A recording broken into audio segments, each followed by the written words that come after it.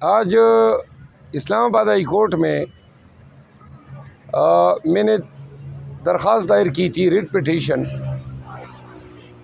IG Islamabad, SSP operation और SSP CTD के ख़िलाफ़ मेरे घर में डाकाज़नी करने 18 फरवरी के सुबह 1:30 बजे के लगभग 2 दर्जन मुसल्लह नकाबपोश सीटीडी आलकारों के साथ मेरे घर में ज़बरदस्ती घुसने, मेरे घर के दरवाज़े तोड़ने, मेरे 5 साल के बच्चे बहराम को नींद से उठाकर अगवा करने की धमकी देने, मेरा लैपटॉप उठाने और मेरे कुक 60 साला शेर गाजी को अगवा करने के हवाले से मैंने FIR की दरख्वास्त दी थी।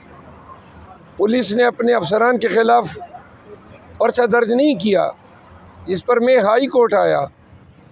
आज हाई कोर्ट ने वीडियो भी मुलाहिज़ा की उस वारदात की। जो जराइम आईजी इस्लामाबाद ने किए हैं उनकी सज़ा उम्र कैद बनती है। पाकिस्तान के शहरियों और बिलखसूस इस्लामाबाद के फेड जैसे पोस्ट सेक्टर में मैं ख़ुद सुप्रीम कोर्ट का वकील हूँ, मुंतखब MNA हूँ, लेकिन जिस दहशतगर्दाना तरीके से पुलिस ने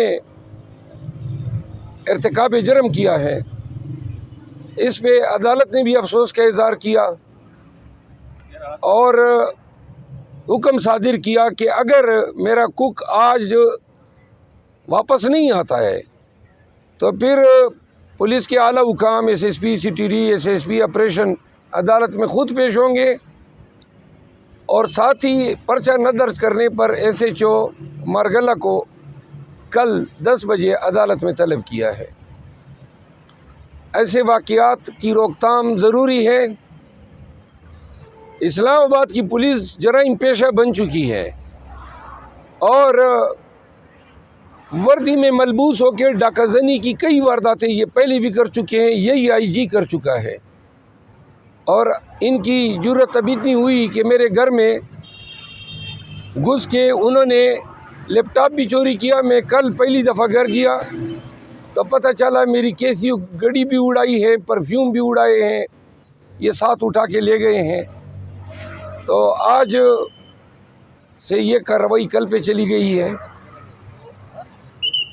IG साहब, जो आप कर रहे हैं ये जराइम है।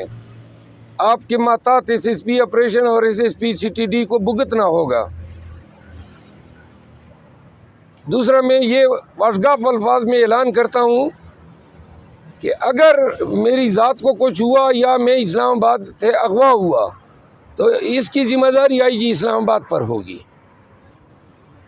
क्योंकि ये वाज़े तौर पर ये अटेम्प्ट कर चुका है। मैं इस मामले को नेशनल असेंबली में भी उठाऊंगा, इस मामले को मंतकी अंजाम तक पहुंचाऊंगा। दूसरा, आज शाहरियार अफरीदी और शानदाना गुलजार के केसेस में तवीन अदालत की कार्रवाई है। इंशाल्लाह इन केसेस की पैरवी के लिए भी मैं अदालत की मुआविनत करूंगा, क्योंकि वो केसेस मैंने दायर किए थे। राना आमिर शहजाद साहब PTI के 141 NA से कैंडिडेट थे साहिवाल से। 14,000 की ज़्यादा वोटों से वो जीते हैं। वही फार्म 47 में जेलसाजी करके इनको हराने की कोशिश की गई है। आज मुकदमा हमारा फ़िक्स है।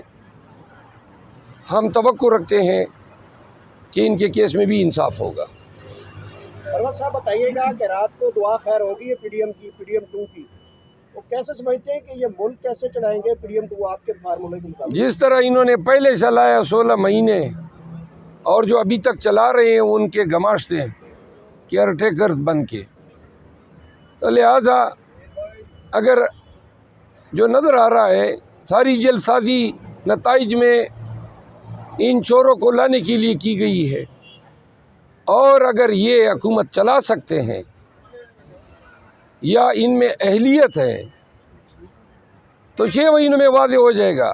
लेकिन इनको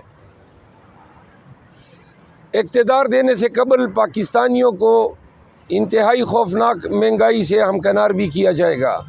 28 या 30 तारीख़ तक महंगाई जो है वो पूरी कौम को गिरफ्त में लेने जा रही है।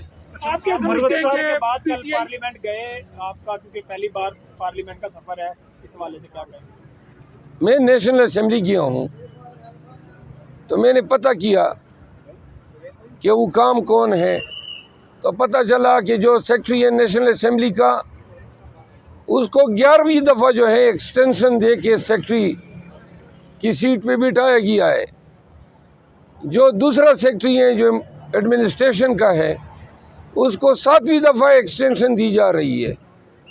तो मैंने कहा ये तो हमें जिधर ऐवान में लोगों ने भेजा है वहाँ पर पहले से ही स्पीकर नेशनल असम्बली जो हैं उनके बारे में इल्म हुआ कि उन्होंने इंतहाई नाजायज़ भर्तियाँ की हैं कौमी असम्बली में। तो लिहाजा सबसे पहले एहतसाब तो ये नेशनल असम्बली के सेक्रेटरी एडमन और ये जो इन्होंने नाजायज़ भर्तियाँ की हैं, मैं ऐवान पे सबसे पहला एहतसाब इनका करूँगा और इनके हवाले से बासपुरस करूँगा कि ये पाकिस्तान में टैलेंट का कहत हो गया, अफसरान की कहत हो गई कि ये 11वां दफ़ा किसी आदमी को आप सेक्रेटरी के लिए एक्सटेंशन दे रहे हैं और करोड़ों रुपए तनख्वाहों की मद में ले जा चुका है। गवर्नमेंट ऑफ पाकिस्तान की डिक्लेयर्ड पॉलिसी है कि सिर्फ इंतहाई कंपेलिंग यानी मजबूरी की हालत में आप किसी शख्स को एक दफ़ा कॉन्ट्रैक्ट पे एम्प्लाई कर सकते हैं। री एक्सटेंशन पे कतगन है। इल्म नहीं हो रहा है कि ये 11वीं दफ़ा इस सेक्रेटरी को किस तरह दिया गया।